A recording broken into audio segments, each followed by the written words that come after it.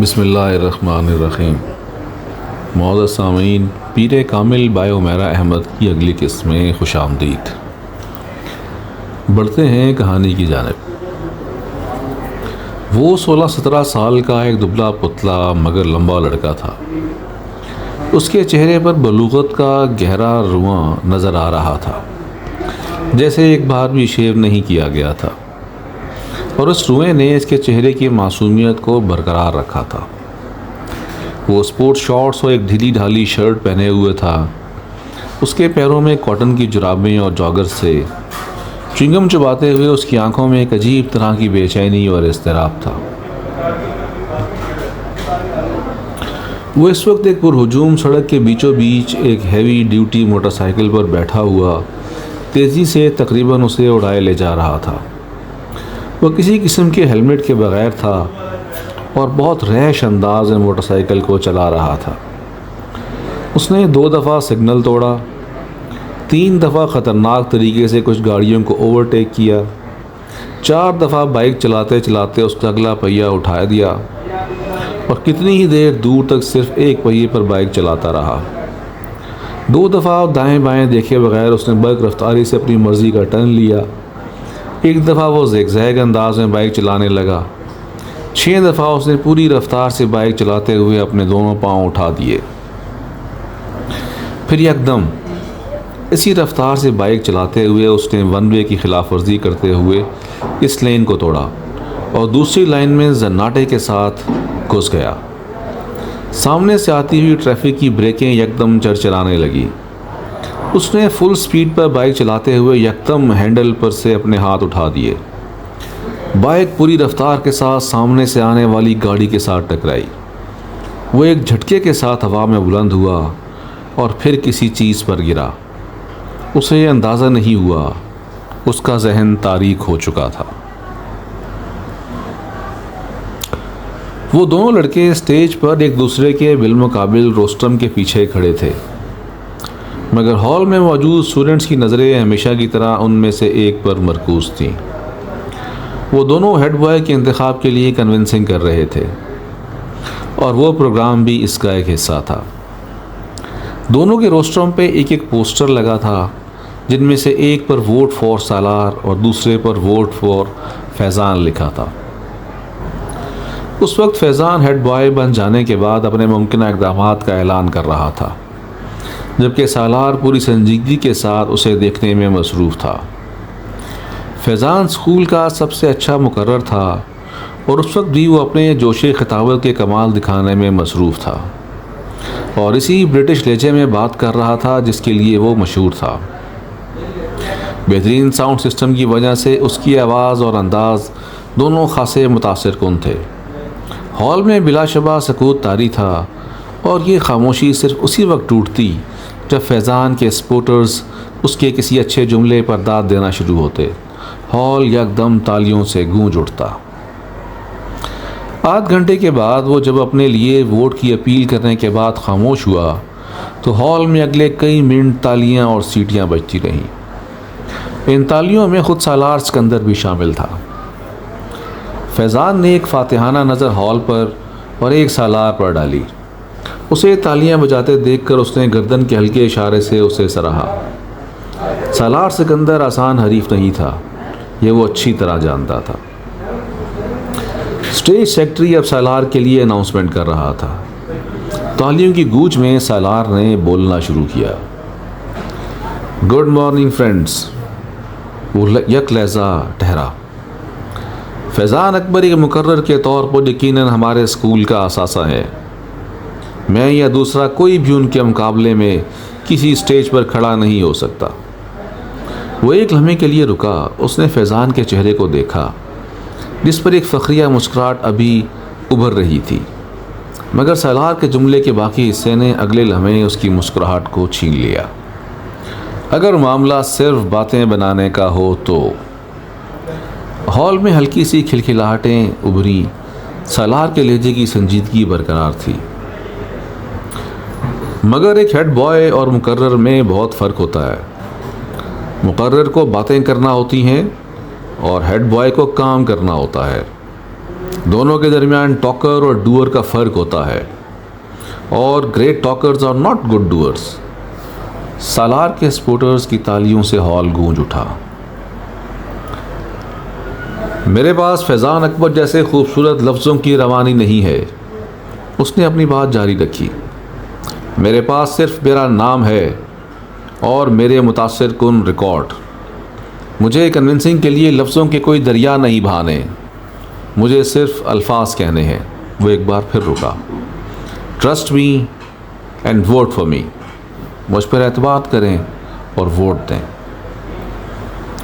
उसने शुक्रिया अदा करते हुए जिस वक्त अपना माइक को ऑफ़ किया, उस वक्त हॉल तौलियों से गूंज रहा था। 1 मिनट 40 सेकंड में वो इसी नपे तुले और कैलकुलेटेड अंदाज में बोला था जो उसका खासा था, और इसी 1.5 मिनट ने फैज़ान का तख्ता कर दिया था। इस इब्तदाई तारुफ के बाद दोनों उम्मीदवारों से सवाल व जवाब का सिलसिला शुरू हुआ था। सलार सिकंदर इन जवाबात में भी इतने ही इख्तिसार से काम ले रहा था जितना उसने अपनी तकरीर में लिया था। उसका सबसे तवील जवाब 4 जुमलों पर मुश्तमिल था, जबकि फैज़ान का सबसे मुख्तसर जवाब भी 4 जुमलों पर मुश्तमिल नहीं था।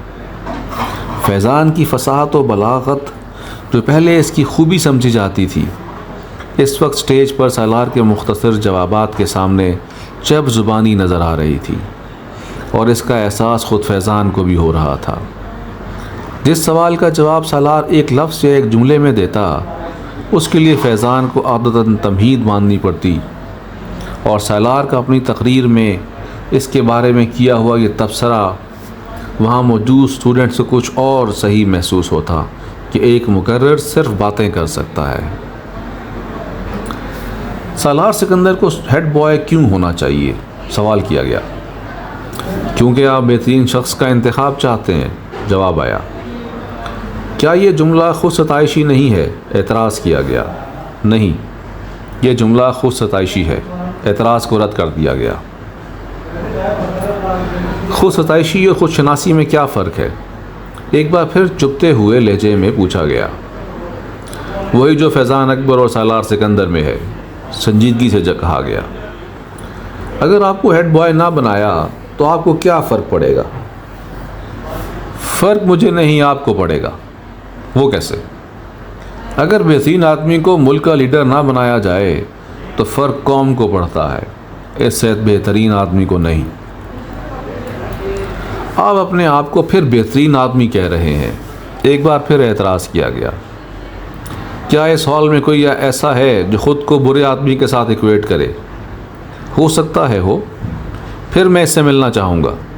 हॉल में हंसी की आवाज़ें उभरी। हेड बॉय बनने के बाद सालार सिकंदर जो तब्दीलियाँ लाएगा, इसके बारे में बताएं। तब्दीली बताई नहीं जाती, दिखाई जाती है, और ये काम मैं हेड बॉय बनने से पहले नहीं कर सकता। चंद और सवाल किए गए, फिर स्टेज सेक्रेटरी ने हाजरीन में से एक आखिरी सवाल लिया। वो एक श्रीलंकन लड़का था जो कुछ शरारती अंदाज में मुस्कुराते हुए खड़ा हुआ। अगर आप मेरे एक सवाल का जवाब दे दें तो मैं और मेरा पूरा ग्रुप आपको वोट देगा। सालार इसकी बात पर मुस्कुराया। जवाब देने से पहले मैं जानना चाहूँगा कि आपके ग्रुप में लोग कितने हैं, उसने पूछा। 6, इस लड़के ने जवाब दिया। सालार ने सर हिलाया। ओके, सवाल करें। आपको कुछ हिसाब किताब करते हुए मुझे बताना है कि अगर हम 2,67,895 में 9,52,852 को जमा करें, फिर इसमें से 3,99,999 को तफरीक करें, और फिर इसमें 92,92,092 को जमा करें, और इसे वो श्रीलंकन लड़का ठहर ठहर कर एक कागज़ पर लिखा हुआ एक सवाल पूछ रहा था। 6 के साथ ज़रबें दें, फिर उसे 2 के साथ तकसीम करें, और जवाब में 4,92,359 को जमा करें तो क्या जवाब आएगा? वो लड़का अपनी बात मुकम्मल न कर सका। 81,82,473।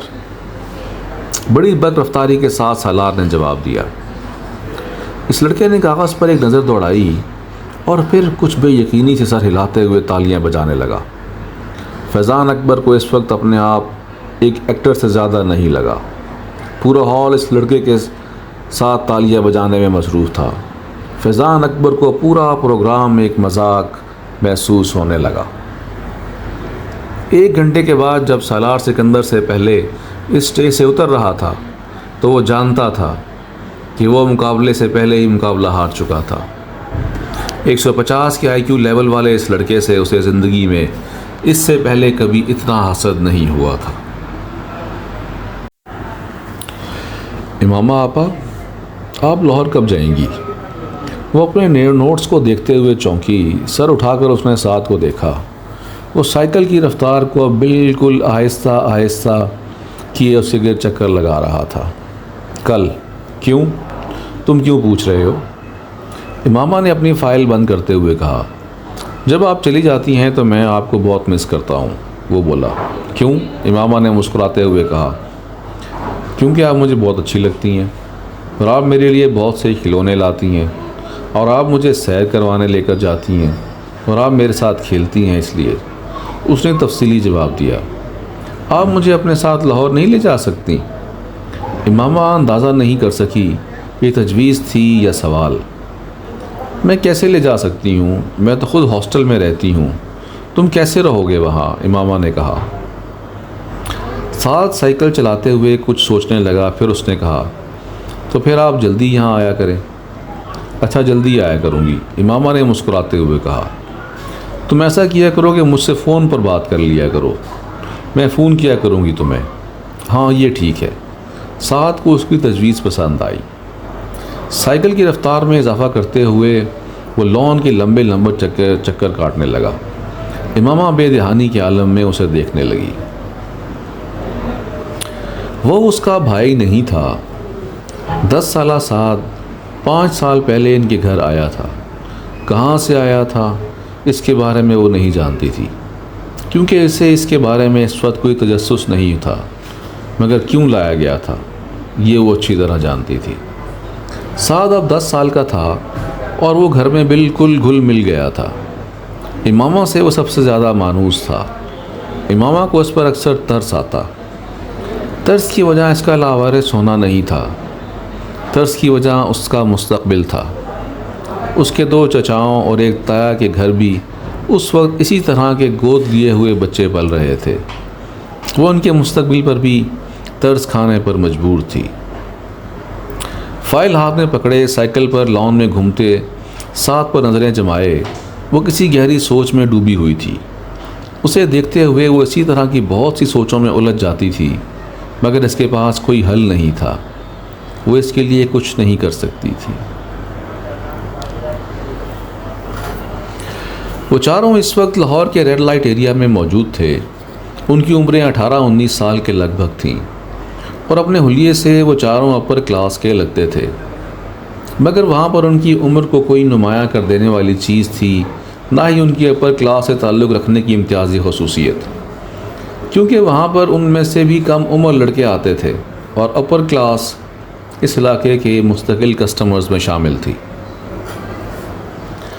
चारों लड़के रेड लाइट एरिया की टूटी हुई गलियों से गुजरते जा रहे थे। तीनों लड़के आपस में बातें कर रहे थे, जबकि सिर्फ चौथा कदरे तजस्सुस और दिलचस्पी से चारों तरफ देख रहा था। यूँ लग रहा था जैसे वो पहली बार वहाँ आया था, और इन तीनों के साथ थोड़ी देर बाद होने वाली इस गुफ्तगू से ये ज़ाहिर हो गया था कि वो वाकई वहाँ पहली बार आया था। गली के दोनों अतराफ में खुले दरवाज़ों में बनाव सिंगार किए नी मुरियाँ कपड़ों में मलबूस हर उम्र और हर शक्ल की औरत खड़ी थी। सफ़ेद उसने कंधे अचकाते हुए कहा, अगर कहीं रात ही गुजारनी है तो कम से कम इन्वायरमेंट तो अच्छा हो। It's such a filthy dirty place. ये तो बहुत ही गंदी जगह है। उसने गली में मौजूद गड्ढों और कूड़ों के ढेरों को देखते हुए कुछ नागवारी से कहा, फिर गर्लफ्रेंड्स के होते हुए यहाँ आने की क्या ज़रूरत है?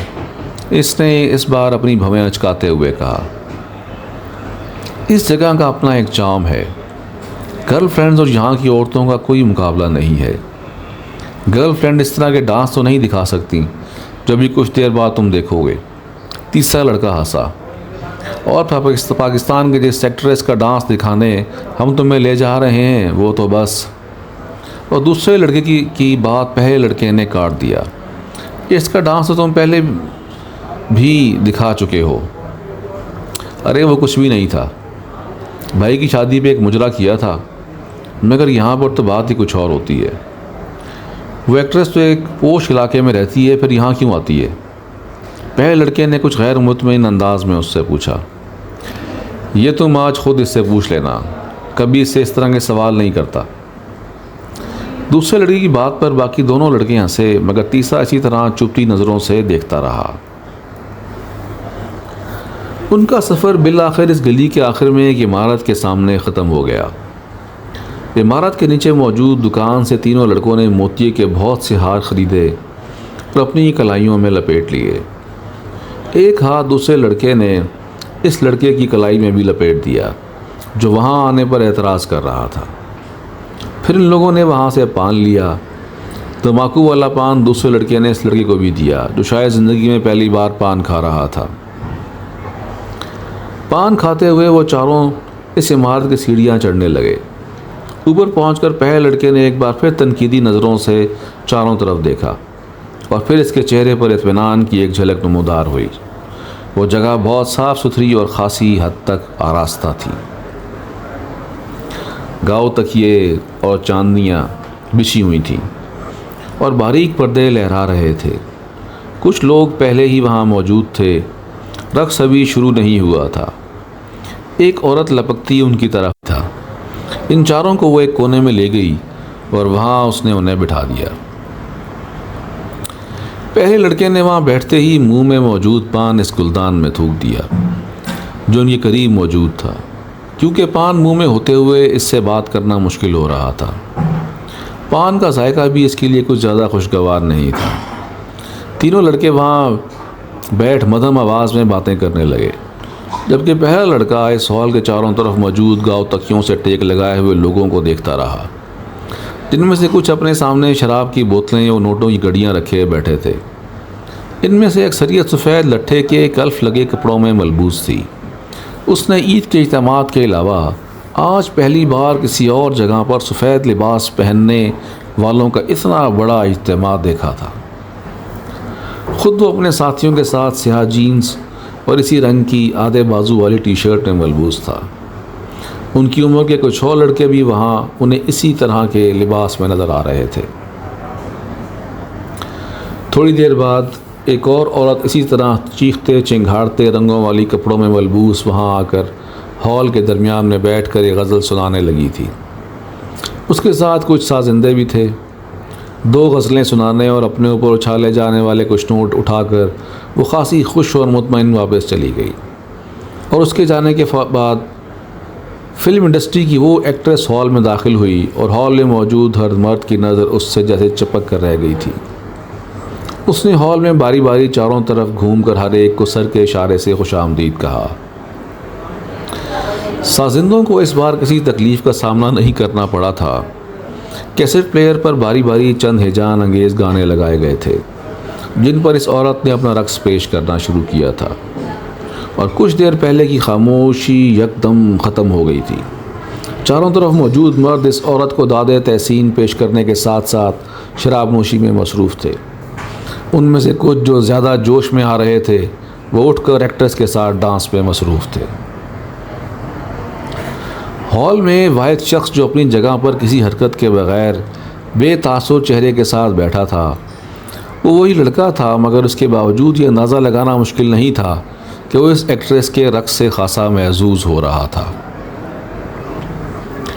तकरीबन 2 घंटे के बाद जब इस एक्ट्रेस ने अपना रक़्स ख़त्म किया तो वहाँ मौजूद आधे से ज़्यादा मर्द इतना गफ़ील हो चुके थे कि वापस घर जाना उनके लिए मसला इसलिए नहीं था क्योंकि इनमें से कोई भी घर जाने का इरादा नहीं रखता था। वो सब वहाँ रात गुजारने आए थे। उन चारों ने भी रात वहाँ गुजारी।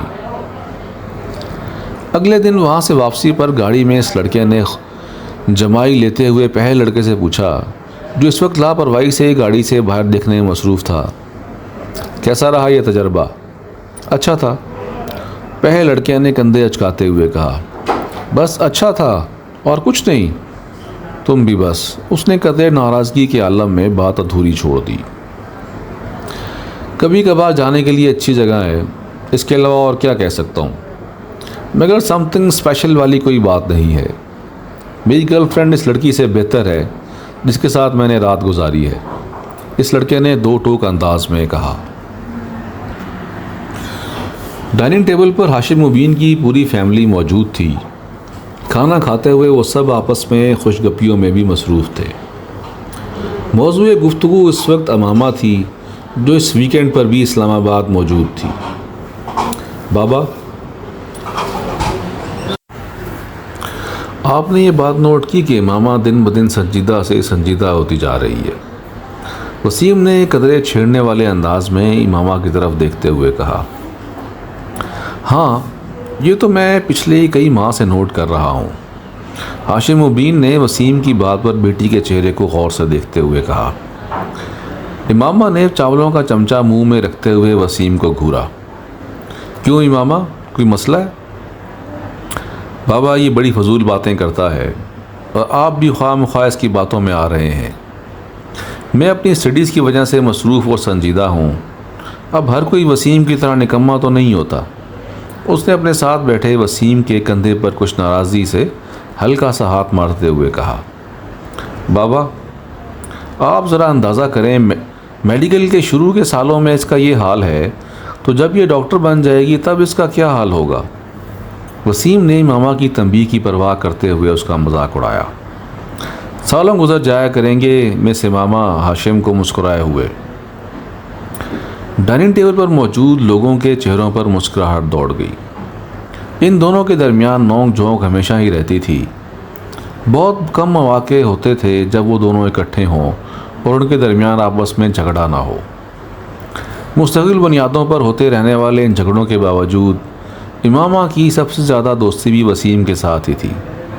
उसकी वजह शायद इनकी ऊपर तले की पैदाइश भी थी। और आप तसव्वुर करें, इस बार इमामा ने उसे अपनी बात मुकम्मल करने नहीं दी। उसने इसके कंधे पर पूरी कुव्वत से मुक्का मारा। वसीम पर कुछ ज़्यादा असर नहीं हुआ। हमारे घर में एक डॉक्टर के हाथ में शिफा के सिवा और क्या क्या हो सकता है? आप इसका मुजाहरा देख रहे हैं। इससे आप ये अंदाज़ा भी लगा सकते हैं कि आजकल के डॉक्टर्स वार्ड में मरीज़ों के साथ क्या सलूक करते होंगे। मुल्क में बढ़ती हुई शरह अमवात की एक वजह, बाबा इसको मना करें, इमामा ने बिल आखिर हथियार डालते हुए हाशिम मुबीन से कहा। वसीम। हाशिम मुबीन ने अपनी मुस्कुराहट ज़ब्त करते हुए वसीम को झटका। वो बड़ी सादतमंदी से फ़ौरन खामोश हो गया। उसने पूरे लिफाफे को ग्राइंडर में खाली कर दिया और फिर उसे बंद कर कर चला दिया। खानसामा इसी वक्त अंदर आया। छोटे साहब लाएं, मैं आपकी मदद कर दूँ। वो उसकी तरफ बढ़ा मगर उसने हाथ के इशारे से उसे रोक दिया। नहीं, मैं ख़ुद कर लेता हूँ, तुम मुझे दूध का एक गिलास दे दो। उसने ग्राइंडर ऑफ करते हुए कहा। खानसामा एक गिलास में दूध लेकर उसके पास चला आया। दूध के आधे गिलास में उसने ग्राइंडर में मौजूद तमाम पाउडर डाल दिया और एक चमचे से अच्छी तरह हिलाने लगा। फिर एक ही सांस में वो दूध पी गया। खाने में आज क्या पकाया है तुमने? उसने खानसामा से पूछा। खानसामा ने कुछ डिशेस गिनवानी शुरू कर दी। उसके चेहरे पर कुछ नागवारी उभरी। मैं खाना नहीं खाऊंगा, सोने जा रहा हूँ, मुझे डिस्टर्ब मत करना, उसने सख्ती से कहा और किचन से निकल गया। पैरों में पहनी हुई बाटा की चप्पल को वो फर्श पर तकरीबन घसीट रहा था।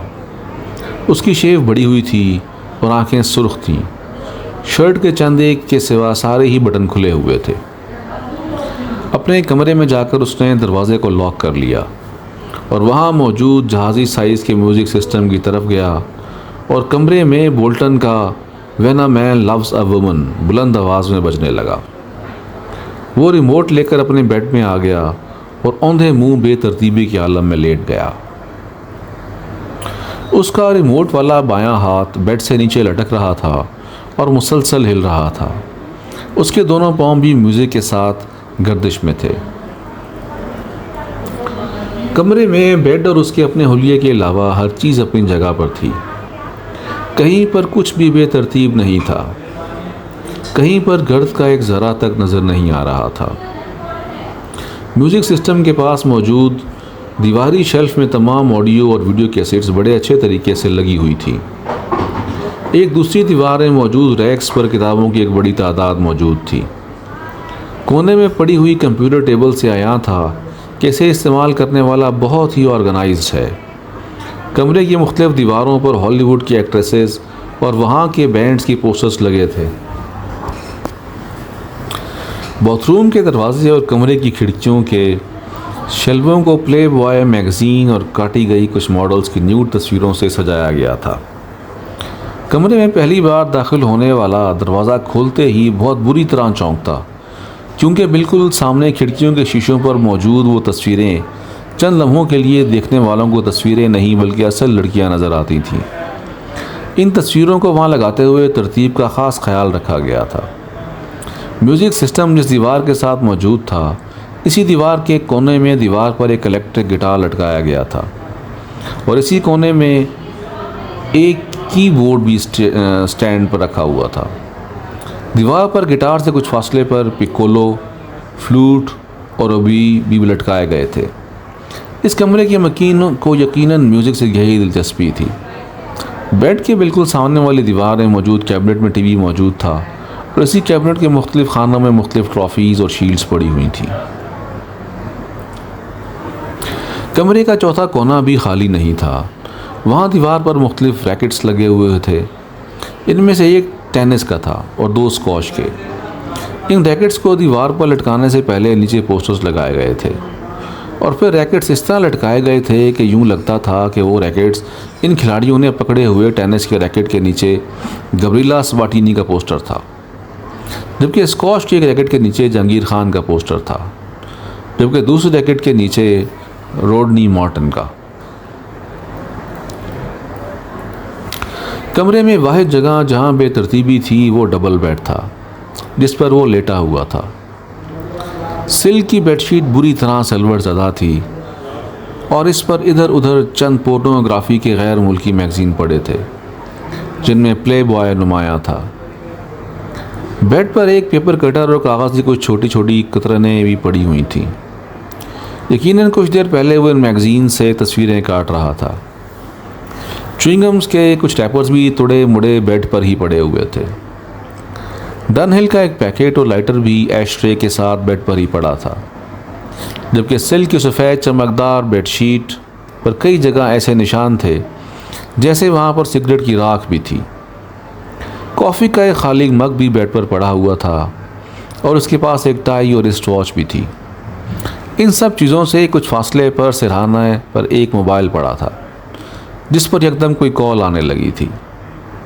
बेड पर औंधे मुंह लेटा हुआ वो नौजवान अब शायद नींद के आलम में था, क्योंकि मोबाइल की बीप पर उसने सर उठाए बगैर अपना दायां हाथ बेड पर इधर उधर फिरते हुए जैसे मोबाइल तलाश करने की कोशिश की, मगर मोबाइल उसके हाथ की रसाई से बहुत दूर था। इस पर मुसलसल कॉल आ रही थी।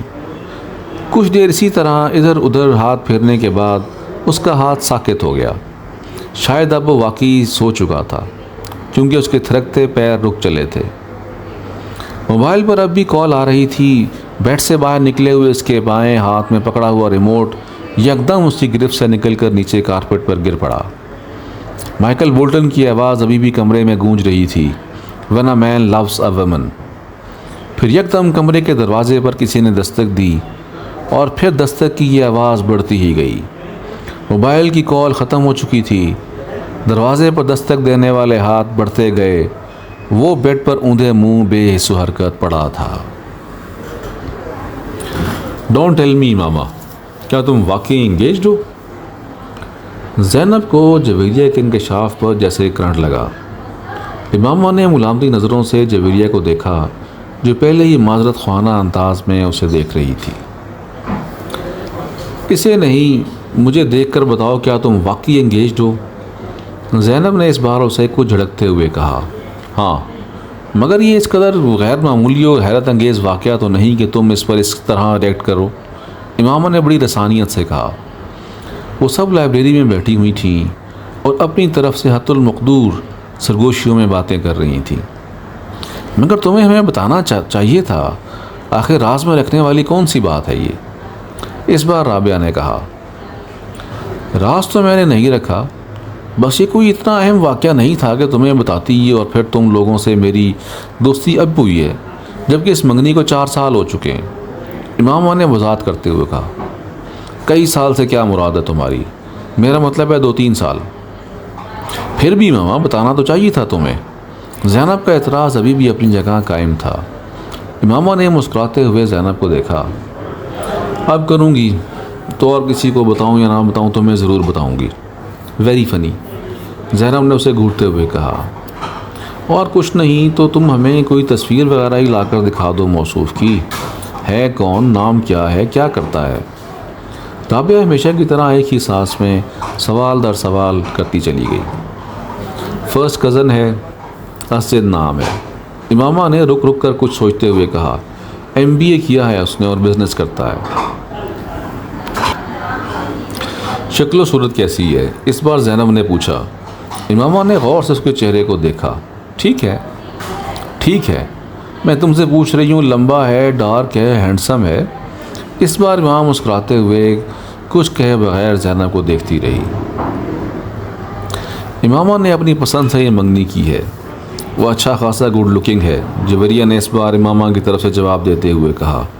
हाँ, हमें अंदाज़ा कर लेना चाहिए था, आखिर वो इमामा का फ़र्स्ट कज़न है। अब इमामा तुम्हारा अगला काम ये है कि तुम हमें इसकी तस्वीर ला कर दिखाओ, ज़ैनब ने कहा। नहीं, इससे पहले का ज़रूरी काम ये है कि तुम हमें कुछ खिलाने पिलाने ले चलो, राबिया ने मुदाखलत करते हुए कहा। फ़िलहाल तो यहाँ से चलें, हॉस्टल जाना है मुझे। इमामा एकदम खड़ी हो गई तो वो भी उठ गई। वैसे जुवेरिया, तुमने ये बात पहले क्यों नहीं बताई? साथ चलते हुए ज़ैनब ने जुवेरिया से पूछा। भाई, इमामा नहीं चाहती थी, इसलिए मैंने कभी इस मौजू पर बात नहीं की, जुवेरिया ने माज़रत ख़ाना अंदाज में कहा। इमामा ने मुड़कर एक बार फिर जुवेरिया को घूरा। उसकी नज़रों में तंबीह थी। इमामा क्यों नहीं चाहती थी? मेरी मंगनी हुई होती तो मैं तो शोर मचाती हर जगह, वो भी इस सूरत में जब ये अपनी मर्ज़ी से होती, ज़ैनब ने बुलंद आवाज़ में कहा। इमामा ने इस बार किसी रद्द अमल का इज़हार नहीं किया। मोअज़्ज़ज़ सामईन, ये थी हमारी आज की किस्त। हमें उम्मीद है आपको हमारी ये किस्त पसंद आई होगी। हमारे चैनल को लाइक कीजिए और सब्सक्राइब कीजिए ताकि इस तरह की और कहानियाँ हम आपके सामने पेश करते रहें। बहुत शुक्रिया।